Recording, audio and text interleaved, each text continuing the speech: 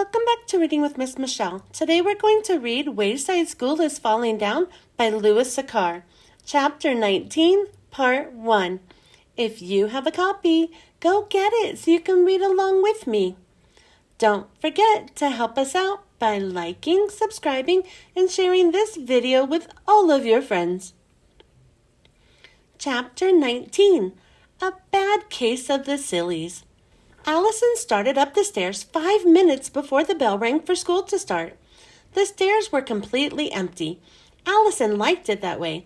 When the bell rang, the stairs would be crammed with 1,000 screaming kids scurrying to their rooms. But now it was nice and peaceful.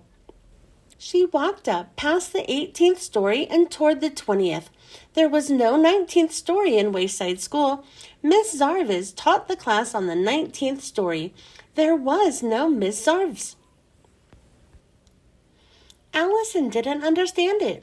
If there was no 19th story, then wasn't her class really on the 29th? Suddenly she heard footsteps charging up behind her. She turned around to see Ron and Dee Dee racing. She leaned against the wall to get out of their way, but Dee Dee stamped on her foot. Then Ron's elbow jammed her in the stomach. Oomph! She grunted as she fell and rolled down 3 steps. Dee Dee and Ron didn't even stop to say they were sorry. Allison slowly stood up. Fortunately, she wasn't hurt, but her windbreaker was torn. She thought Ron and Dee Dee were silly. They raced up the stairs, and then when they got to Mrs. Jewls' room, they were too pooped to learn anything. Allison thought all the kids in Mrs. Jewls' class were silly, even Rondi, and Rondi was her best friend. Then there was Jason, who was always pestering her. That was because Jason hated her, or else he loved her. Allison wasn't sure which. When she got to class, Dee Dee and Ron were sitting with their heads flat on their desks and their tongues hanging out. "You could have said you were sorry," Allison said as she walked past them. She sat up straight in her chair, folded her hands on her desk, and waited as everyone else wandered in. Jason entered the room carrying a glass bowl with a goldfish swimming inside it. "Look what I brought," he said. "What's the name of your goldfish?" asked Mrs. Jewls. "Shark," said Jason. Everyone laughed. Allison rolled her eyes. "It makes him feel important," Jason explained. "Where should I put him?" "How about on top of the coat closet?" suggested Mrs. Jewls. Jason had to stand on a chair on his tiptoes. He held the bowl at the very bottom as he tried to nudge it over the edge of the closet.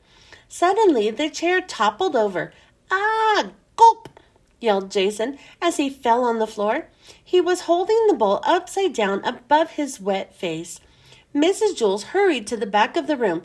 "Quick, somebody fill the bowl with water," she said. "Where's Shark?" Jason made a face. "I swallowed him." The class went crazy. What a show-off, thought Allison. Mrs. Jewls rang her cowbell and told everyone to settle down. "You have a bad case of the sillies this morning," she said. She took roll. "Who's absent?" she asked. "Allison," said Rondi. "Very funny, Rondi," said Allison. "Anybody besides Allison?" asked Mrs. Jewls. "I'm here, Mrs. Jewls," said Allison. She sat behind Eric Fry, so she thought Mrs. Jewls couldn't see her. Eric Fry was the biggest kid in class. "Just Allison," said Mrs. Jewls.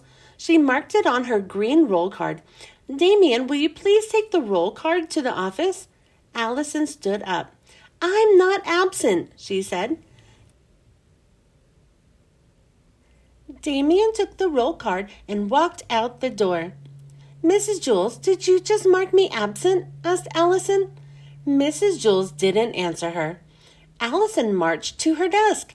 "Mrs. Jewls, did you mark me absent?" she asked again.